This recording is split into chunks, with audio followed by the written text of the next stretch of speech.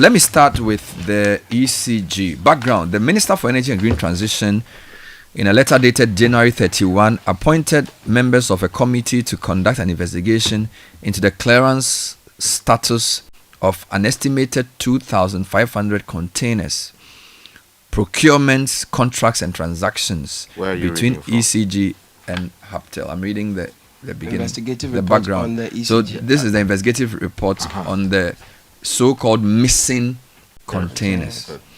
Now, this follows public discussion on the matter after an announcement by the minister on the state of the power sector, ECG's procurement issues, and the agreement with Haptel, which may not be in the interest of the state. Scope of work was to ascertain the circumstance leading to the hold-up of the 2,500 containers, to confirm the contract that resulted in demurrage containers, establish the value of the contract of those demurrages, examine ECG's procurement practices, procedures, and processes used for the acquisition of these goods, review the company's procurement contracts for supply of goods, and submit a report on findings. So, overall, the committee had two objectives: to ascertain the circumstances that led to the container hold-up at the port, and review ECG's procurement practices, procedures, and policies. Now, the key findings, I'm going to read some highlights. I'll read, there are about 12 summary findings. I think we can run through them quickly. Okay. Number one, management's negligence caused the hold-up of ECG containers at the port, incurring demurrage to the tune of over 909,578,400 Ghana cedis, because the excuse of lack of funds is not supported by facts. Okay. That's number one. Two, the committee in its discussion with the directors observed that the issue of, quote, over procurement in ECG was exacerbated when the procurement directorate was merged with the premises and estate directorate in 2023 to become the procurement premises and estate directorate. Now, the director of procurement premises and estate further admitted during discussions with the committee that majority of the containers held up at the port were procured during his tenure.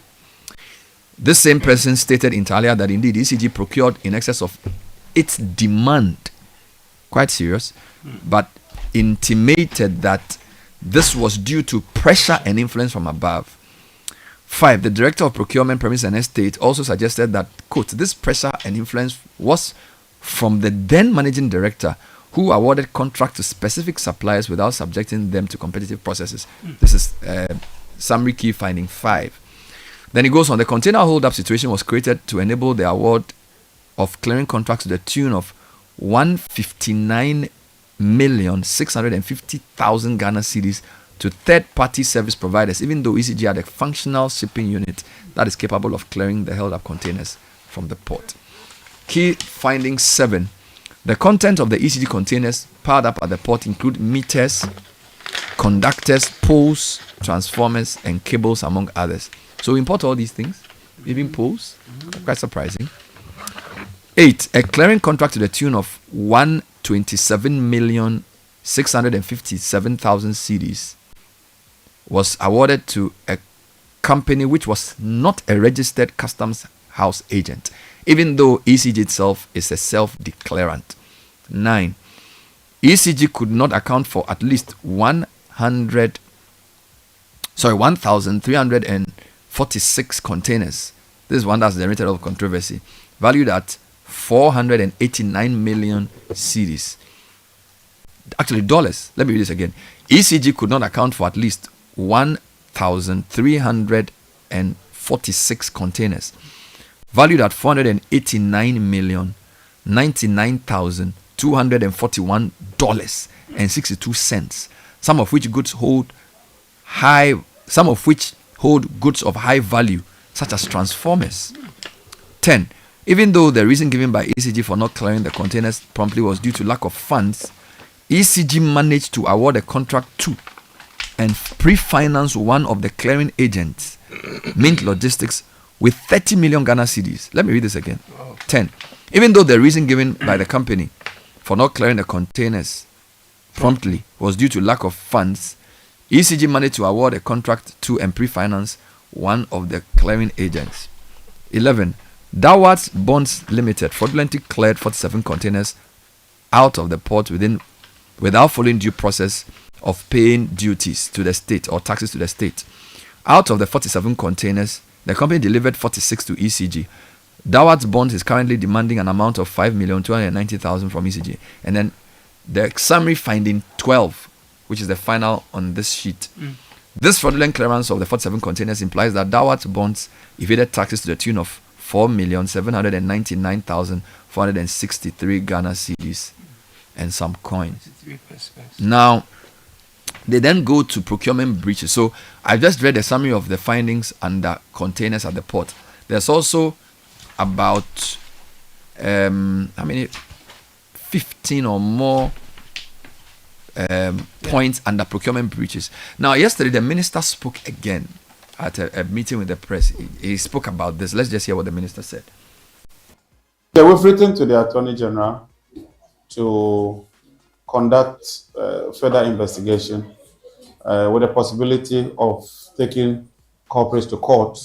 We've also written to NIB to institute a proper and forensic investigation to determine the whereabouts of the containers.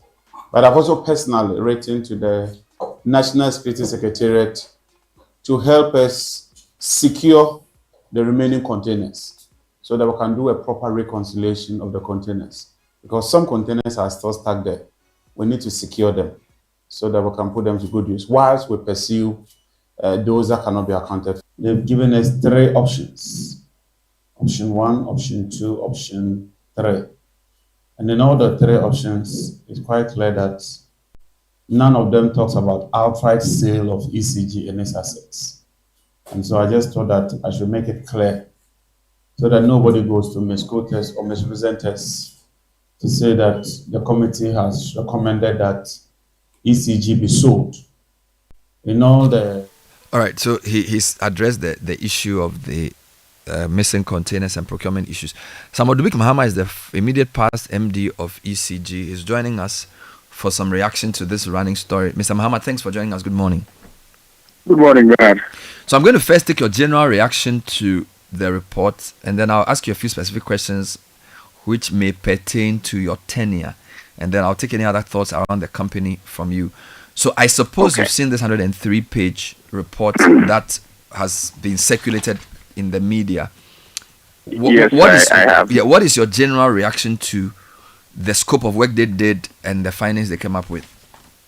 I must say I'm scandalized and I'm sad because for a report that has my name in it, the nice and the decency of this whole thing should have been the fact that I should have been given an opportunity to speak to this committee. It has made it very difficult for me to now be playing catch up with the story.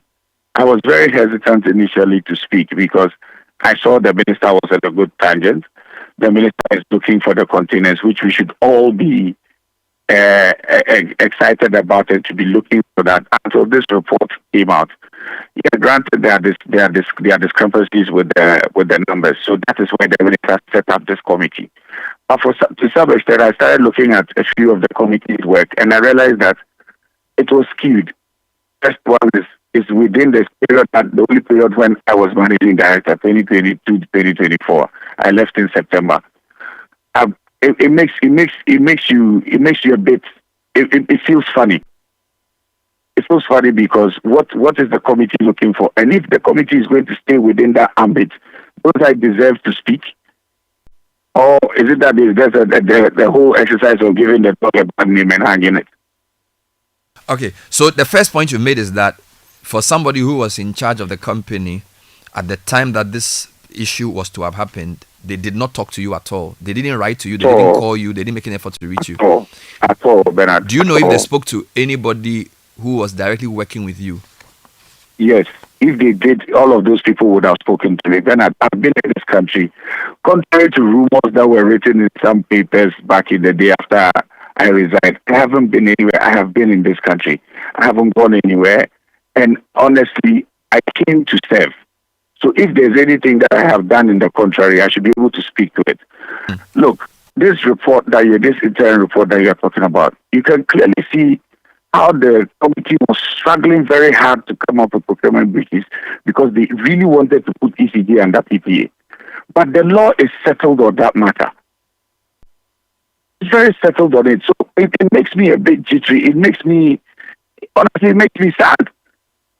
Because for what we managed to achieve within the 2-year, 4-month period that I was managing director, and some of the things that as an individual I had to go through, and to wake up to someone, a whole team put together a report without even giving me 5 minutes of an input. So that's fair enough.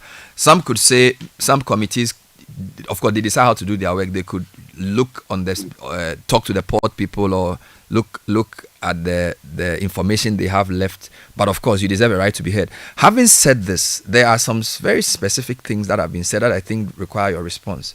So, for example, they blame management's negligence for what they call the hold-up of containers at the port, and that they say that the excuse, they use the word excuse, of lack of funds for which reason the containers were held up was not supported by facts.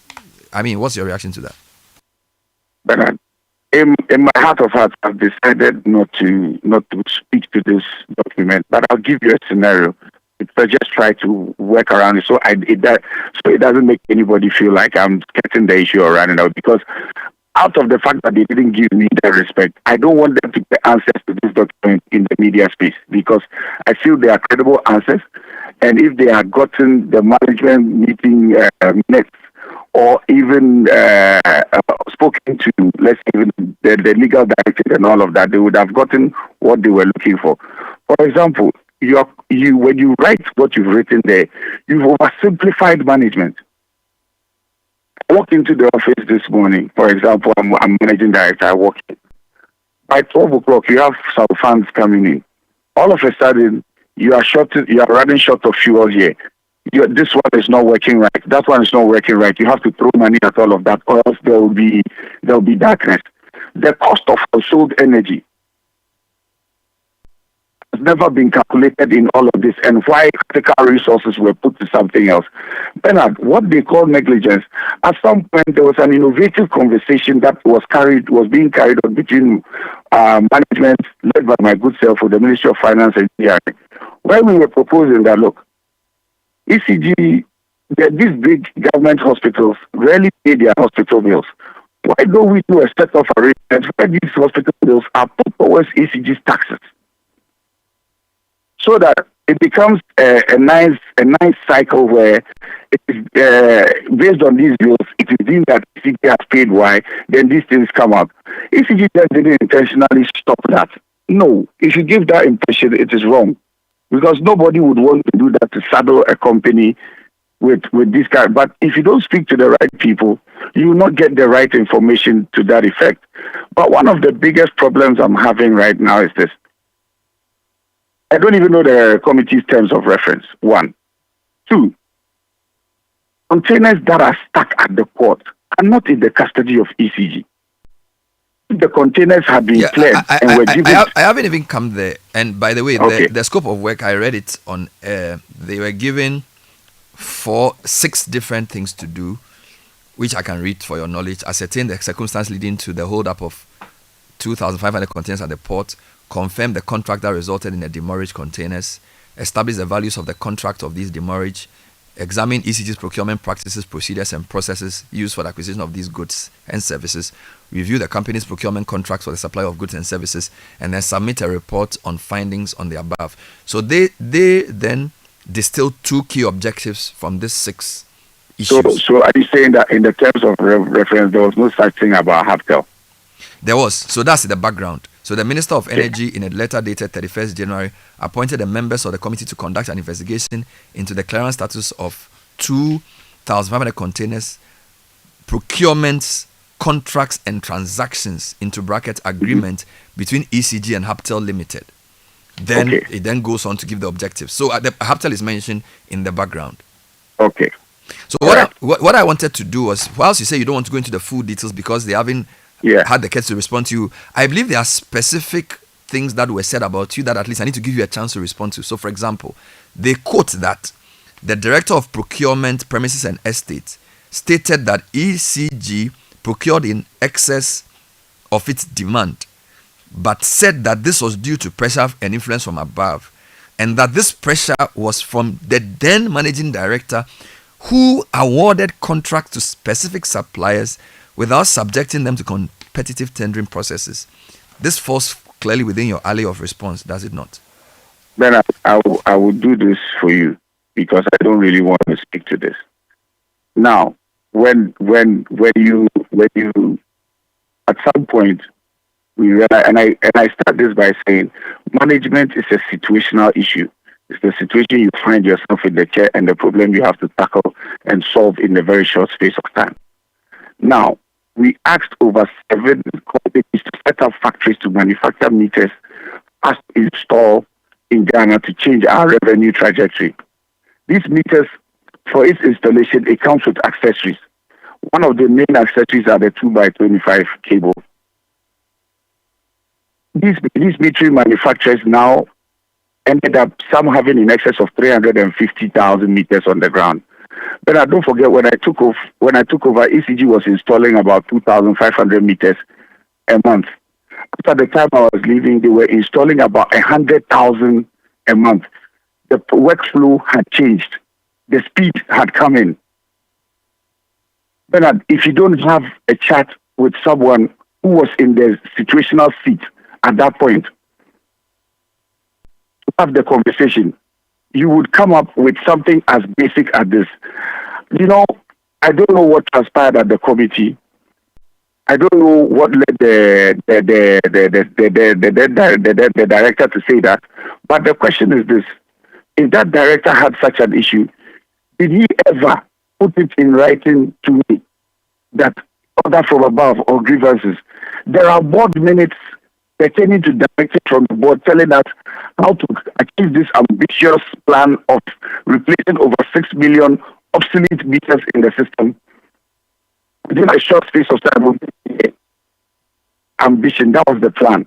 Let's not also forget that the first tenure of Ronaldo Danko Akufo-Addo, the company was being prepared to be sent to PDS. There was no investment into the company. That came to pass. Then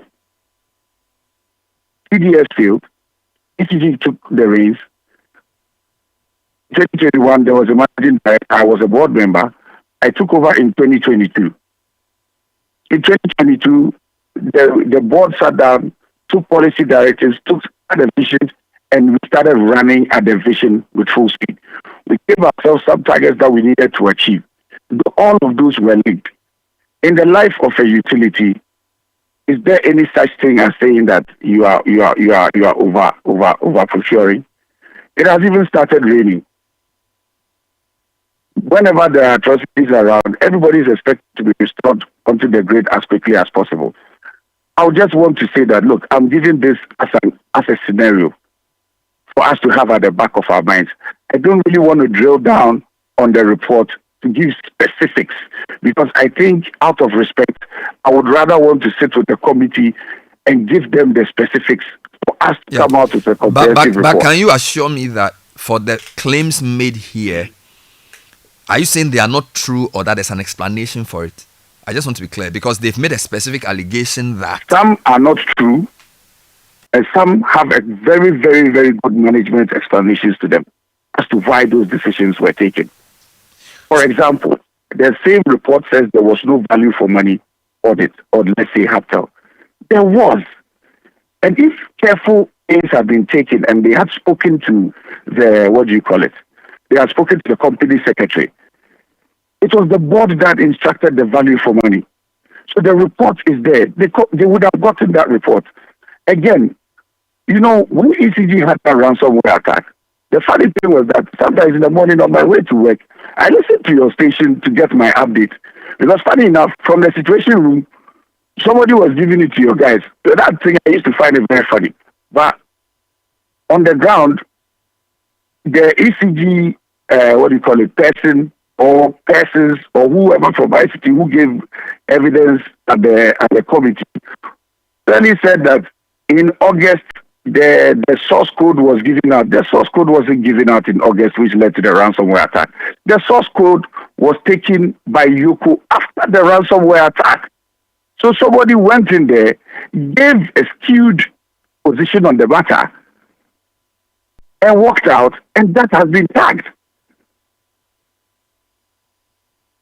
So when I say I am pained, I am very pained by what has gone on. All right, now I get what you're trying to say by saying you don't want to directly answer questions raised in the report, but I'm also constrained because all I have before me is the report, so I cannot go beyond what is in front of me. Do you understand my point? But let me help you. Let me help you with one thing. And let's agree to disagree on this. Look, Bernard, the containers were never in the custody of ECG. If the containers were in the custody of ECG, then you could put the blame squarely at the foot of ECG. The ECG, you took delivery of these containers and the goods are missing. But this is something that the preamble or the prima facie has been established that the containers were still within the port. So for me, as I have said, containers don't get missing. They can get misplaced or they can get lost at sea. And even if they are lost at sea, you'll be notified because the shipment is cost, freight, and insurance. But the conversation now is, look, I am all for whatever audit. I am all for whatever investigation. And I want all of us to assist the minister. And I am ready to assist the minister. And I am ready to sit with whoever to give my side of the story. That's very good to hear.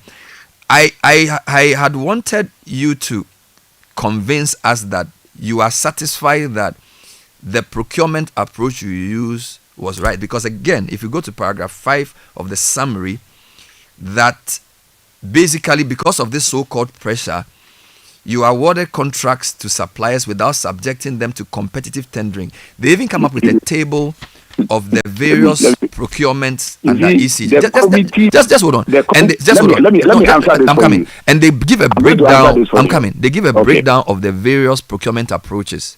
And they basically point to the fact that for a large majority of your procurement, it was single sourced. And therefore some there was request for quotes. But hardly any went through a national competitive tendering process, and they give a table to support this claim. What's your comment? Fine. There's an Attorney General's report of legal opinion saying ECG is not subject to Public Procurement Act. So ECG generates its own procurement manual. This same committee said ECG doesn't have a procurement manual. It's not true. Or ECG, look, the procurement manual is always approved at the beginning of the year by the board. Did they check with the company secretary? So you have to go by the procurement. And as the time goes on, if there's anything that you need to do, it's at the board level. Those discussions are had. So look, if you look at how hard this committee tried to pull ECG under PPA, it is settled law. There are Court of Appeal cases to settle this. There are High Court cases to settle this. Why is the committee trying so hard to put... And you know, ECG's procurement manual has something called engineering pricing. It's a pricing model. So when you get the price, the thing is, it's about who can actually perform. Okay, you said they gave X amount of contracts. How many people even managed to complete those contracts? Because of the cost of financing. When you throw out these factors, it's like you are trying to smear someone to think what will take. But what is the end in all of this? If there are procurement breaches, let's see, I want to go further with the conversation. If there are procurement breaches, the principal attorney under Article 80, I've forgotten the exact Article 7 and the Article 80 about attorney general, is the one who's supposed to prosecute. And so there's another legal opinion from the Attorney General saying that we have deviated from this position. ECG uses public funds. The committee claims that the ECG was not a primary recipient of this legal opinion from the AG you are referring to, and that was sent to some other person. But are you saying? No, I'm coming. Be that as it may, they have a different legal view on what you say is the procurement process you use, because according to them, ECG has not been granted an exemption by the PPA to procure using established commercial practices. And basically, they are saying that you cannot do anything without recourse to Act 663 as amended, especially Section 15.2. So I'm coming. You made reference to your procurement manual. So I'm just pointing to you that they are making reference to laws, which I believe in the hierarchy of laws, and an act of parliament is obviously higher than a procurement manual. So that if there's any inconsistency, the higher law must win as a non-lawyer. Bernard, right? Bernard, if we are going to talk law here, ECG is a limited liability company. Under the true definition of public funds, if you fall under it, you fall under it. If you don't fall under it, you don't fall under it. No, let's not forget, you don't assume a burden that has not been imposed on you. So if that is the committee's position, and that's how the committee wants to go, fine, so be it. Because if we are to go to court today, okay, the mere fact that the opinion was not addressed to ECG, did they check to see whether ECG was copied on the opinion?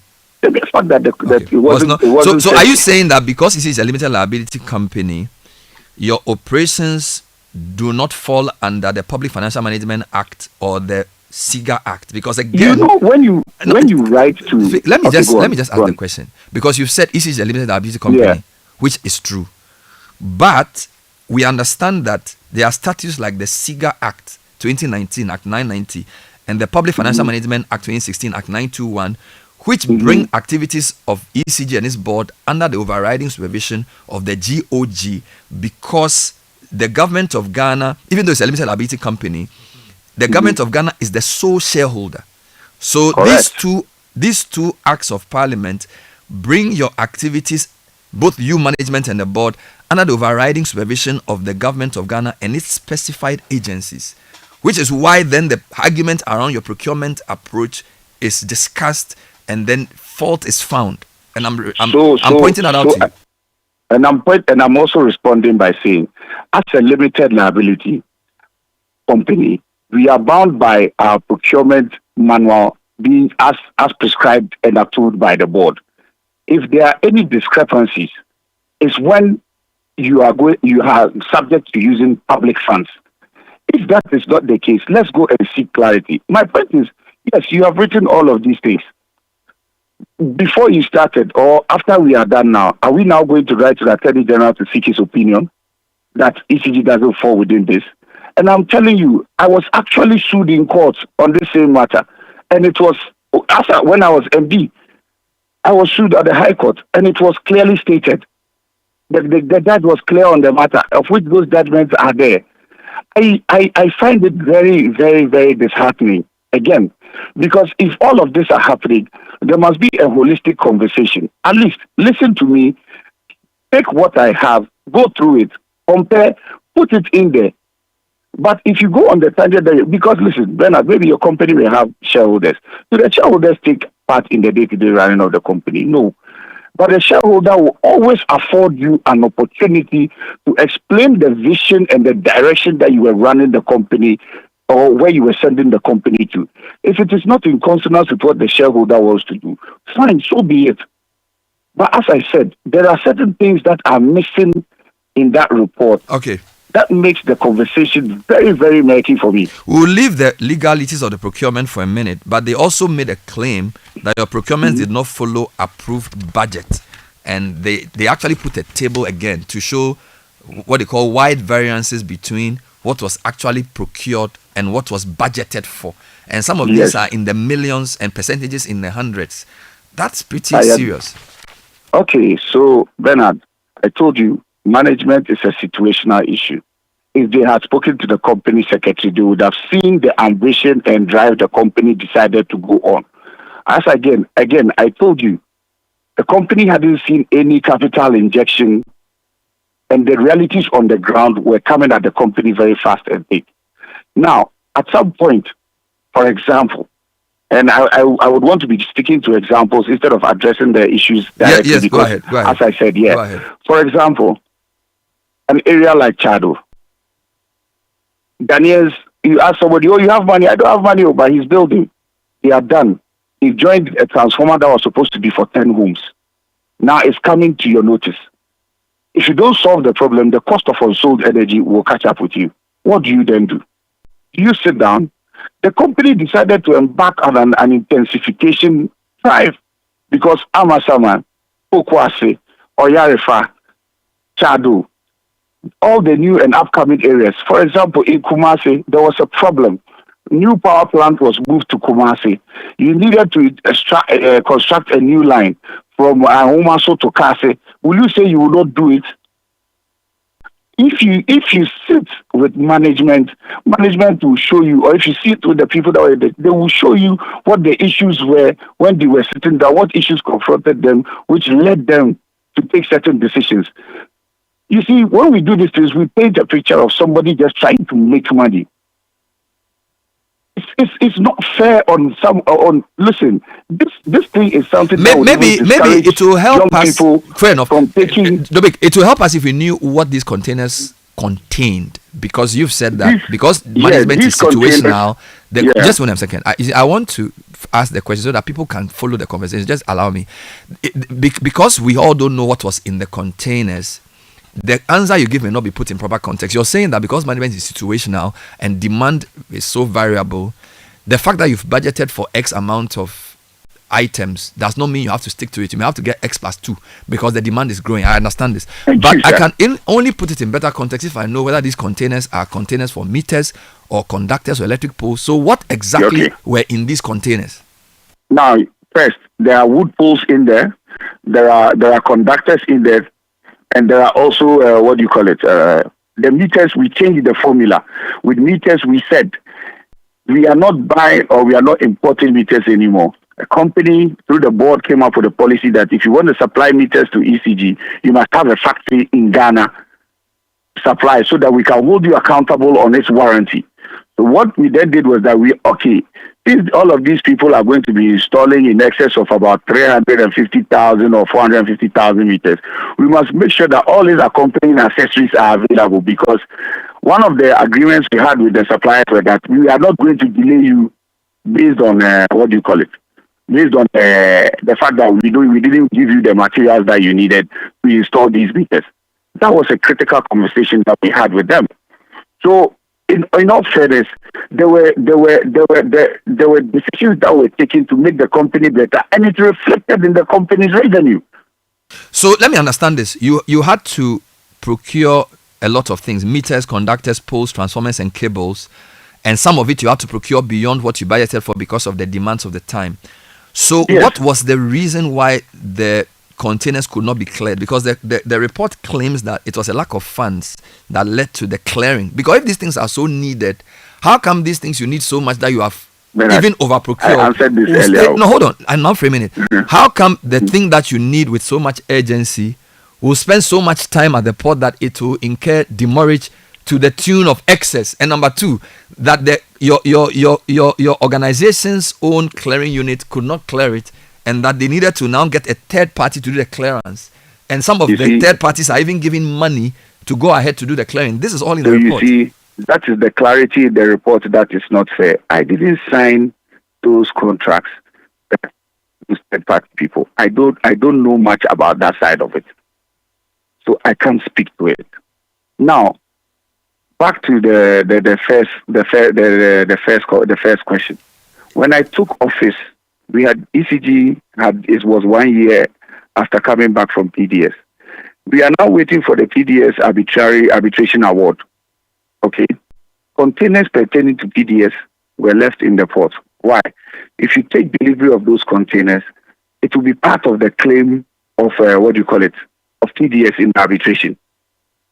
Again, when I took office, there were containers stuck at the port belonging to a contract called the LNR contract that was being investigated by Yoko. Those containers were stuck at the port. Yes, you see, all of these things are factually not in the report. Unless they want us to believe that all those containers have been taken out. There are a lot of things that do not add up for me. And yesterday, it came to my knowledge that this by another group, another media house that has created to cut some containers. Look, Bernard, I am all for the audit. I am all for the forensic audit. Bernard, I never schooled abroad. I am homegrown. I grew up in Fadama, 2 lanes from the chief imam's house. My mother used to teach at Fadama school. I have nowhere to go. I don't have any abode outside this country. I came to serve. I am available to be spoken to. I want to account for my stewardship, because I did a great job when I had the opportunity to serve the Republic of Ghana. So, if I get you right, the point around the inconsistency between pressure to import and yet lack of money and urgency in clearing is not necessarily intentional. It's the circumstance of managing a company like ECG. That's number one. Number two, you're saying the issue of third parties being contracted to do the clearing is not something you did or endorsed. So you cannot be blamed for that. Even if it may have happened at the time that you were MD. Because from what I'm reading here, that there were contracts given to third parties to do clearing within this period under review. The date the contract was signed. Who signed it? At the specific point does not mention the date. They just said even though the reason given by ECG for not clearing. Why would I not feel slighted? That is probably a witch hunt. Let's be specific. No, but by the way ECG works, can a contract be entered with a third party to clear a good without the MD's knowledge? Yes. So who signed it? Who signed that contract? It is not stated here, but I do know that they mentioned the director of procurement. I left in September. Mm-hmm. October, November, December, January, February. That was when the committee started sitting. Who signed those contracts? Let's leave. The jury is out of that. So you're saying that could have happened beyond your time? Yes, Bernard. Yes. But to be fair, the report has not been. At least I haven't presented the report as a report on Dubik Mahama necessarily. If you read the report carefully, if you read the report, it talks about ECG management. So and then it also talks about the time. So some of the issues could have happened. How many people's names were written out? Their names in full. We'll go through the full report. Did they mention the director of procurement's name full there? Did they mention any? Which other? Only my name was mentioned fully. Could it not be because you were MD for the longer period within which this whole thing happened? Right? Could it not also be that they want to give the dog a bad name and hang it? Is that what you suspect? Why didn't the committee speak to me? Have you spoken to the minister since this report came out? Yes, I had a word with the minister. And did you point out to him that the committee did not speak to you? And what is his response? He said he's going to try and make sure that is corrected. Yesterday, he said three things. That he's spoken to the AG so that certain aspects of this that require action from the prosecutor side will move. He's spoken to the National Investigating Bureau to do a forensic audit. And then he's spoken to the National Security Secretariat to also help with specific issues around the containers. What's your response to this? Fantastic decision. I applaud it because we all want the truth. Look, the committee didn't do the minister any favors. The committee, actually, in my opinion, they failed the minister. So for the minister to take this approach speaks volumes for me. And I believe strongly with this tangent, everything will come out to bear. Finally, do you believe that all these 2,500 containers have not been lost and that the state will not lose? Because you don't forget the way the story was portrayed, it was that we've lost 1,300 or so containers. Is it your view that they are in the jurisdiction and that as far as you know, the contents will largely be secure? It's just a question of where specifically they are. That is what I believe, because I believe in shipping, even from the comfort of my home. If I've ordered something, I can take the container number. The container number is unique to every container. I can find it. A container is not like a piece of paper that somebody can crumple and throw away.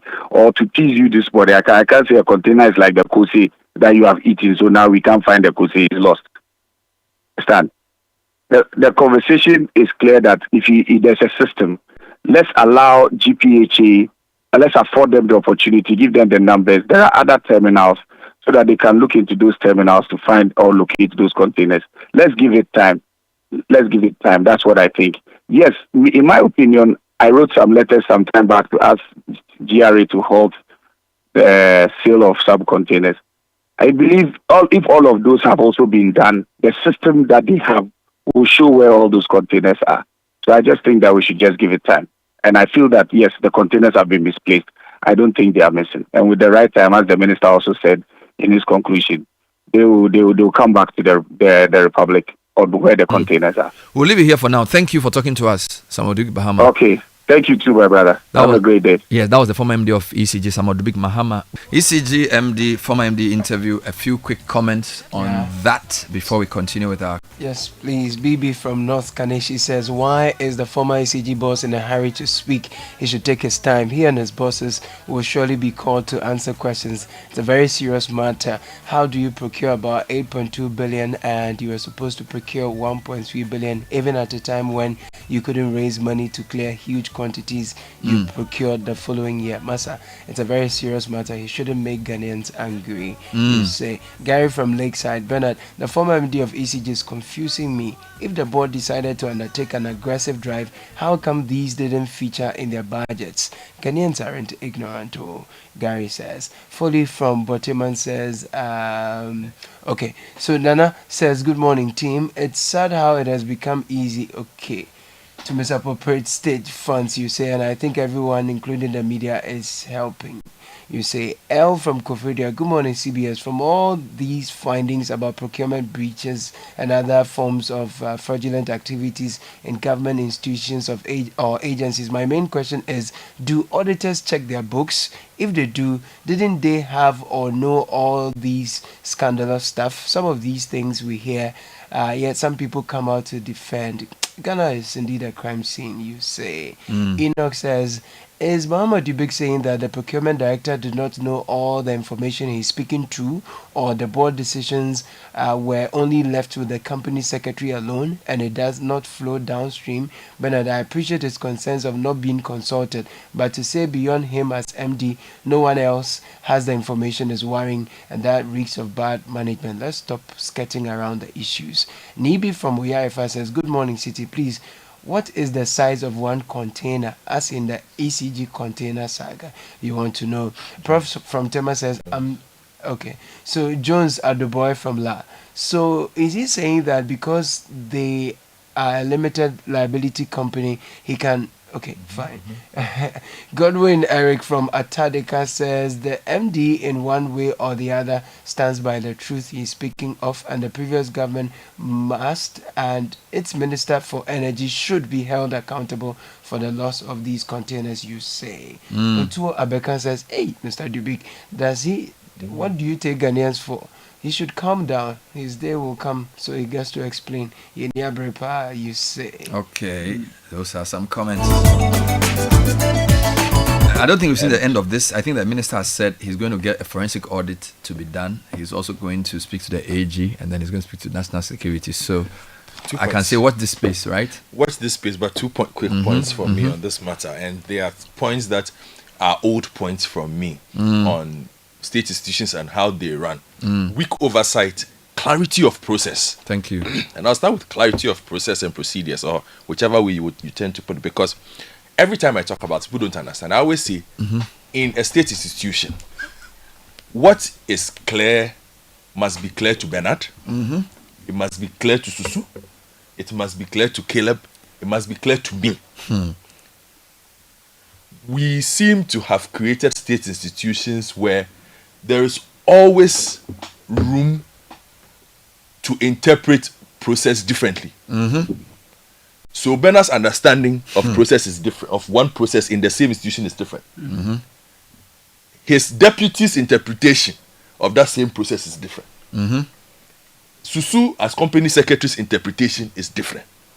Then Caleb and I, who are the lay workers, our interpretation of that process is also different. That's the issue, eh?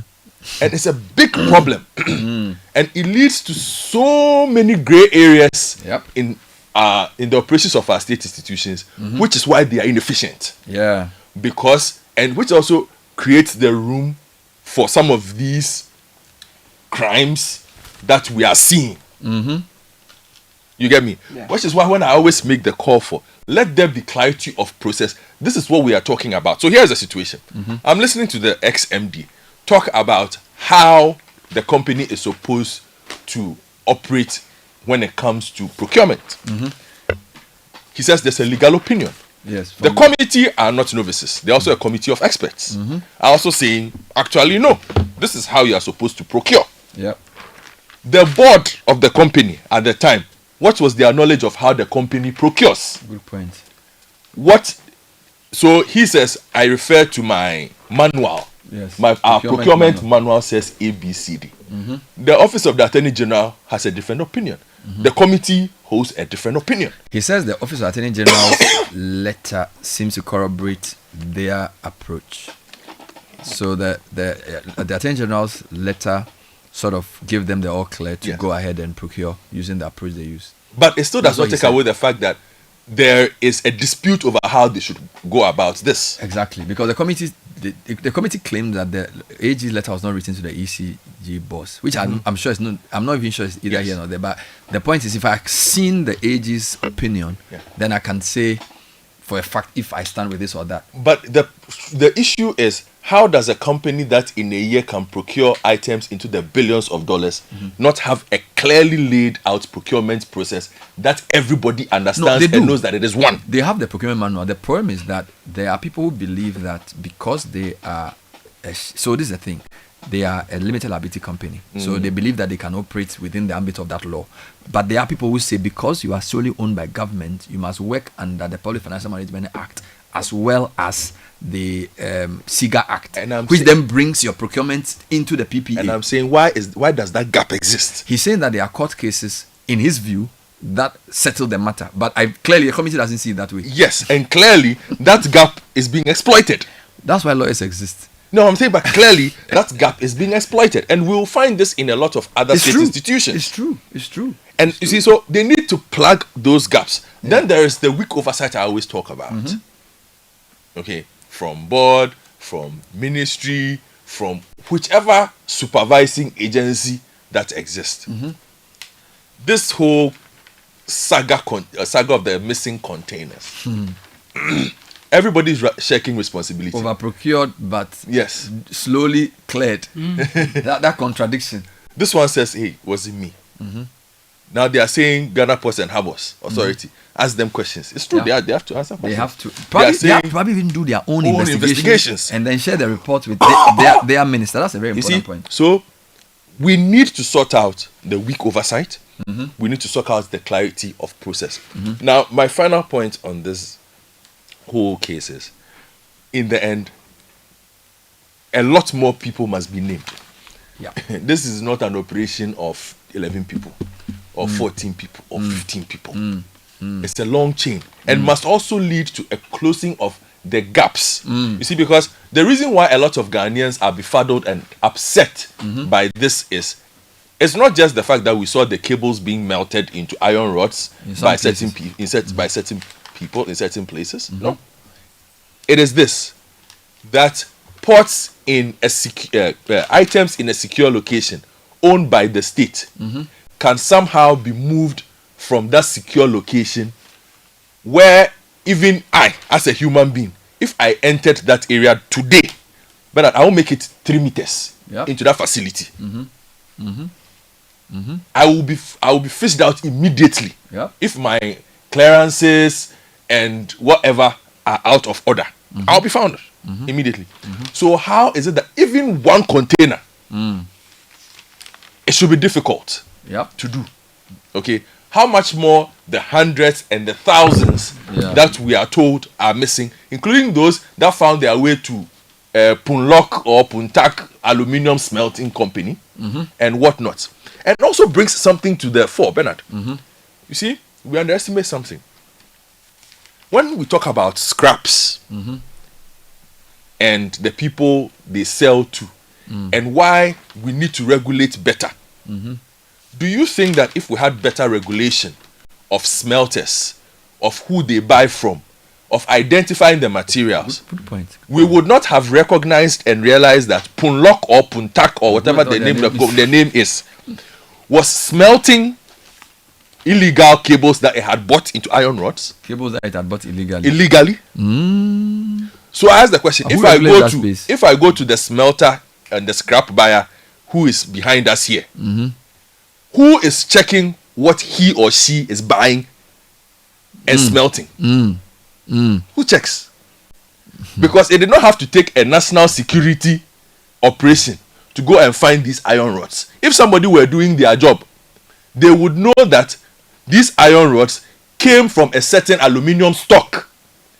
you should be able to identify and track it. What grade of aluminium is this? Where did it come from? Punlock has put out 1,000 tons of aluminium.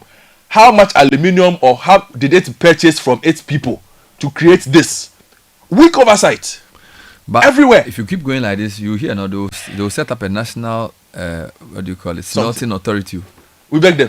Ghana, they are creating new. So as you keep talking about nobody oversighting the smelting area, then they'll come with the bill. But here's National the Smelting Authority bill. Then they have a company. But you see why our problems are interlinked. Yes. So sometimes we tend to separate the issues and think that they are not related. Everything is related. So if oversight was generally good everywhere, we will not have this problem. If there was clarity of process on these things, we will not have these problems because everybody knows what to do.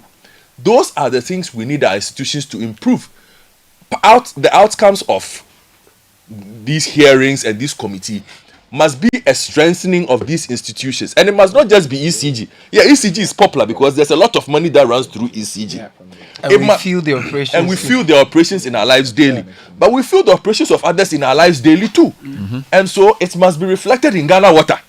Yeah. It must reflect, those changes that are being made must reflect in VALCO, reflect in whichever other state entity that exists that makes all these absurd losses every year when we go through the state enterprises report. And the funny thing, beyond this missing containers, ECG actually had lots of losses because there was also a Pricewaterhouse report, yes, which showed massive losses of over 30-something billion, which we haven't even finished getting down to the bottom of. So it's a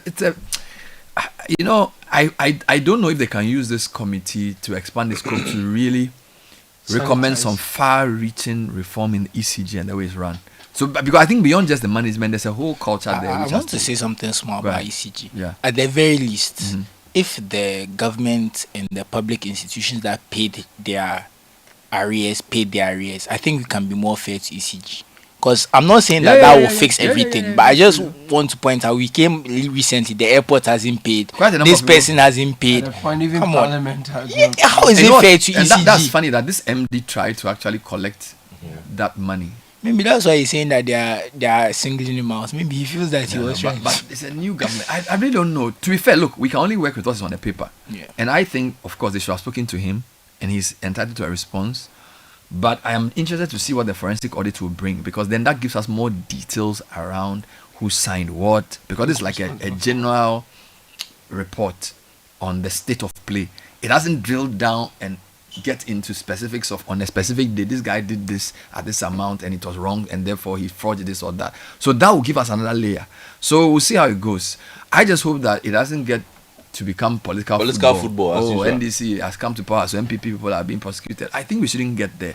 Let's get to the bottom, because we all know ECG's problems have been there for a long time and they have to be addressed.